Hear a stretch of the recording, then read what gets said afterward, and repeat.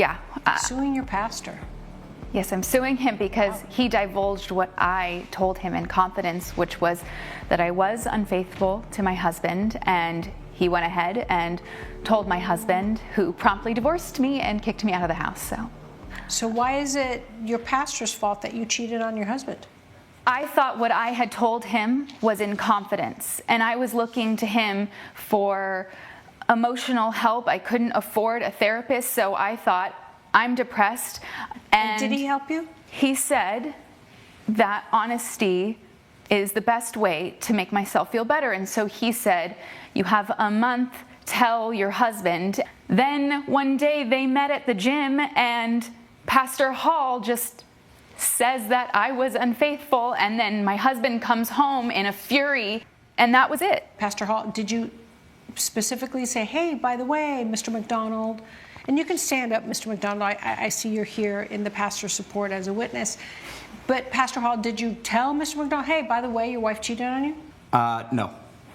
So she is correct in how we got together. We did meet. She did confide in me. Okay. I already forgave her. The Lord forgives her. But in order for her to forgive herself and to move on, she has to tell her husband. Extra steps. A cheating wife suing the husband who left her. You can't make this up. Before we dive in, drop a comment. Are modern men more delusional, or is it the ladies? Hit like and subscribe so you don't miss what we expose next. Let's hit 1 million subscribes. She knowingly stepped out on her marriage. No accident, no misunderstanding. A conscious choice to betray the very man she promised to love and respect. But here's where it gets wild. Instead of sitting with the fact that she detonated the relationship, she's pointing the finger everywhere else. Suddenly, she's the victim. Suddenly, the man who refused to tolerate betrayal is the villain. This is the modern playbook. Make a reckless decision, dodge accountability, and then run to the courts, social media, or a sympathy circle to rewrite the story. It's entitlement on full display. The belief that vows can be broken without consequence. Yet the person who enforces their boundaries is somehow unfair. What we're really seeing is a deeper cultural trend. We've raised a generation that fears being labeled wrong more than actually doing wrong. So even when caught red-handed, the instinct is to lawyer up, cry victim, and hope society rewards the performance. And too often, it does. Mr. McDonald? Yes. At the gym? Yes. Okay, you were working out. So this was about 6 weeks later. Mm-hmm. Honestly, it was great catching up. I hadn't seen them in church in a little bit. So we catch each other at the gym, we talk, and I briefly mentioned, it's great to see people go through so much adversity, when it comes to different things like sickness, things like bankruptcy, things like adultery, all kinds of types of, situations and things, periods that couples can go through. Mm-hmm. So you just gave a general statement about obstacles that they go through. Going through obstacles makes people stronger. Correct. Right? But you just threw bankruptcy, addiction, adultery in there. You weren't specifically thinking of that, or you just kind of said it? Yeah, no, I'm not alluding to anything, Okay. It was just a general statement. Just general Obstacles hardships. such as make people stronger. Correct. Okay. And that's it? You guys both went on your way? Yeah. It was just a quick kind of touch and go with us. Yeah. Okay. And then, Mr. McDonald, how did you find out your wife cheated on you? It was during that time with the pastor when I knew something might have been said that something triggered you? Right. Exactly. It was whether or not she cheated on me. Did you have a suspicion she cheated on you? Yes. When and for how long? It was prior to the pandemic, So you always felt it in your gut that she... It's almost laughable how predictable this is. She didn't think about consequences when she stepped out. She thought about getting away with it. And now, the outrage we're seeing, it isn't heartbreak. It's frustration that the mask slipped and the truth is out. This is the part that always amazes me. The mental gymnastics some people will perform just to stay the victim in a mess they personally built could fill an entire psychology textbook. They'll twist timelines, invent motives, and recast themselves as the one who was wronged all to avoid the simple sentence, "I messed up." And here's the bigger problem. Society often rewards these performances. Social media sympathy, biased legal systems, even well-meaning friends can feed the narrative that consequences are unfair. But actions still have a price tag. The more we excuse these theatrics, the more we normalize a world where personal responsibility is optional and blame is just a game of musical chairs. Pastor's line that made you, do you think he was trying to tell you your wife cheated on you, or? Yes. So you confronted your wife, she admitted that she cheated on you, and you filed for divorce. Okay. And why $25,000?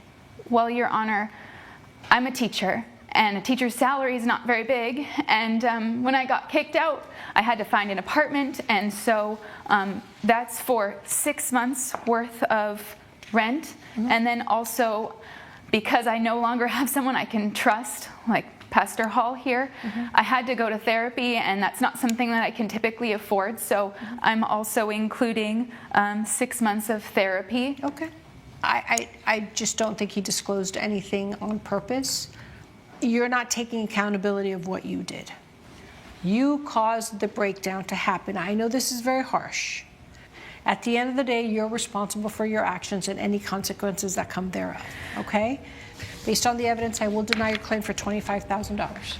She's living in a reality she built brick by brick. B.A. somehow believes she's the innocent bystander. Every consequence she's facing was set in motion by her own decisions. But in her mind, life just dealt her a cruel, random hand. And here's the kicker. She's lamenting that she has no one she can trust, while conveniently skipping over the fact that she is the one who broke trust first. The irony is staggering. How can you crave loyalty when you casually discarded it? But this is what entitlement looks like in action. The focus is never on the damage done to others, the husband who believed in her, the friends and family who thought she had integrity. Instead, the spotlight stays on her feelings, her loss, her unfair reality. It's as if the ripple effect of betrayal doesn't even register. This isn't just one woman's story, it's a cultural pattern. When accountability feels like an attack, the truth becomes negotiable. And until that mindset changes, trust will keep being treated like a disposable luxury instead of the foundation of any real relationship. I'm sorry. Can you stop breathing so loud, honey? He's like... Спасибо, ты мне все настроение нахуй испортил. Вот этой хуйней твоей. Some people don't believe there's a gap in wages between men and women. But sometimes we tried our best. Sometimes it's still there. Sometimes, for every $1 a man makes doing a job, a woman might only get 70 cents doing the same thing. That's not fair. We got to fight to make it fair. Because a woman, she's only useless 1 week out of the month. That's 25% of the time. She should get 75 cents on every dollar. We have to fight for her nickel. Agreed. Anyone booing, I agree with. It's a terrible thing to say. I'm only kidding. I think women should get the same money as men, but I also wish you could stand up on stage next to me and watch me tell that joke to an audience. Because there are some pissed off looks on the women's faces. And I'm never sure if they're whole pissed off because the wage gap thing or just because there's too much math in what I'm saying and they can't understand me. But either way, I nailed it. I did it. Everybody's mad. That is full anger. If you had something, you would just throw it at me right now. But you probably missed because you're a girl. And now it's the end. That joke had a false bottom. He was like, we should date. And I was like, no. And he's like, yeah, we'd be good. And I was like, no. And then I jokingly told my younger sister who had met him, and she was like, oh, he's so great. He's amazing. He's such a nice guy. And I was like, yeah, that's exactly it. I can't be with a guy that's nice. So then I was like, fine. I'll give him a shot. And then I was like, he's amazing.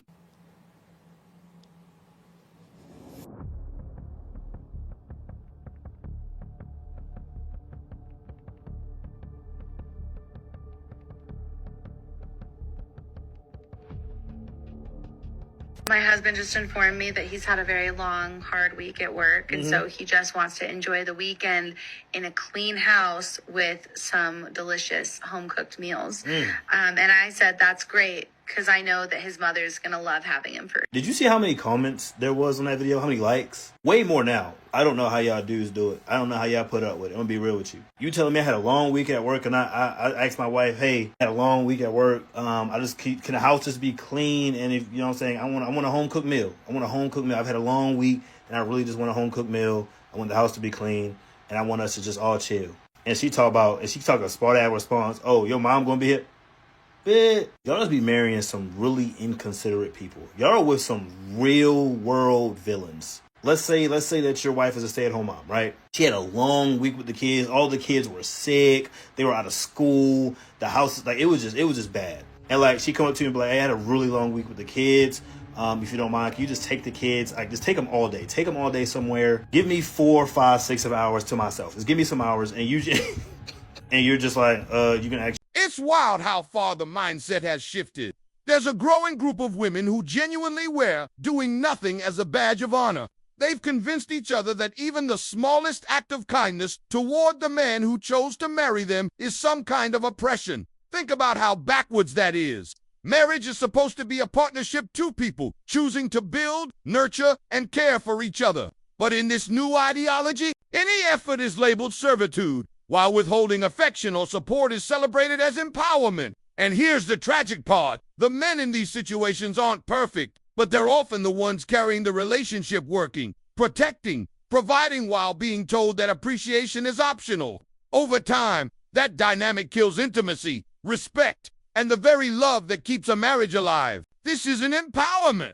It's entitlement, dressed up as liberation. When doing nothing becomes a point of pride, what you're really celebrating is the slow death of partnership itself. They want financial security. Why else would I tie myself down to you, have your children, if you're not going to take care of us? Because I love you, you love me. We can sleep in the sleeping bag outside. We love each other. Oh my God. That's why you get married, right? No. If he loves her, he's going to grow with her and love her. The money. Nobody cares about that. Nobody cares. That's why the world is messed up right now. These women think money is the end all be all. I'm sure if you had a daughter, you would not want her with a man who has nothing and just loves her. I'm not going to allow my daughter to marry a guy just because he got some money. So we're going to put it on two scales. I know he got $100 million. I can see it, I know it. Yeah. And I can see and know this man love my daughter with his heart, soul, do whatever for, good, bad, rich, poor. I'm going to go with this side. What the f is money? They both going to die anyway.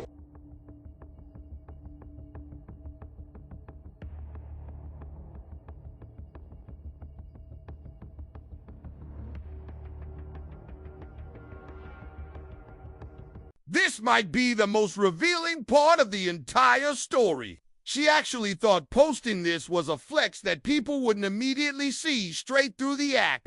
But the internet is undefeated. Within minutes, viewers caught on to what was really happening. It wasn't about family trips. It was about pushing him to sacrifice something he loved so she could parade around in a $400,000 status symbol. Hat comment, nailed it. Men will sacrifice their happiness for their family. Women will sacrifice their family for their happiness. It's blunt, but look at the pattern. He spent years grinding to buy his dream car, a personal milestone, a reward for his own hard work. Instead of celebrating that, she targeted it as leverage. Why? Because taking something he cherishes proves control. It's not about the car. It's about testing how much of himself he's willing to give up to keep the peace. And here's the kicker-if. Her real goal was quality family time that could have been achieved a dozen different ways. Affordable trips, creative planning, shared memories. None of those required draining his joy or liquidating a prized possession. But when the priority is attention and one-upmanship, practicality never enters the conversation. This is the quiet danger in modern relationships. When sacrifice flows only one direction, love slowly turns into resentment. And once respect is gone, it doesn't matter how expensive the family car is, the foundation is already cracked. What I'm able to do. Nothing. Literally. You realize that right now, if I worked 1 day a week, which I'm doing now, I would make more than you make in an entire week. You literally do nothing. You're so lazy. Your existence is worthless right now. It's absolutely worthless. I want to make a suggestion. Kids are dirty. Like, I don't understand. Did you give Lydia back today? Because he seemed to be wearing the same thing as last night. Surprise, surprise! Not surprise at all, actually. Did either of them eat anything that wasn't junk? I need you to engage with me in a way because we can't have you just keep repeating yourself. I really get it. But do you want some help in changing things? Yeah, but I don't think that things are going to change by him just constantly saying, I disagree. I disagree. Yourself. She doesn't see me. She doesn't see what I do. You know what? You want me to not see what you do? Stop doing everything because you literally do nothing. So just. If you can go back in time, would you lower your body count? No. Tell me why. Because I'm very happy